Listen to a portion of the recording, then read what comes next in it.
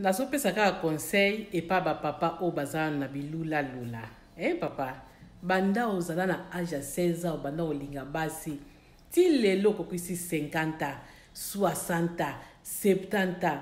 Obayaka basi te. Ti lelo lingaka basi. Ah papa, eza pena propre te kitoko te.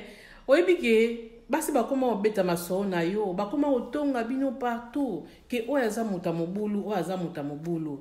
Yango baloba ke batonga yo kutama nango te, me bo kutama nango bandeko mibali, valera mobali pe ezala pe yo mo po mipesa ya respect. Okoti pe sika pe batali pe ke o vie kingande aye.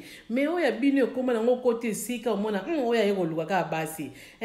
Omona penza obovai na mesa, olingi oyo, ozotia lisu na oyo, ozotia lisu na oyo, basi niso ozotia bango kaka miso. Bandeko mibali, bozaka na ope keleko, one eza makanga bangulu, eza makanga bangulu, eza makanga bamikolo te, ya bato bakola te, po mutu ozosala makambo na ozoyeba te yo moko, ozomona te kozo mitulisa. Lobi, ekomi kokomo ke luka basi na Afrique.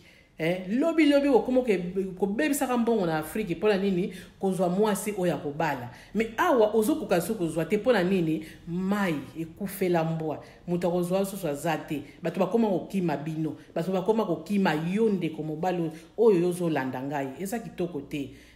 Mwasi moko soka koki yo te luka mibale. Ngala kotinda yo te. Me luka mibale po ba o babala basi mibale baza.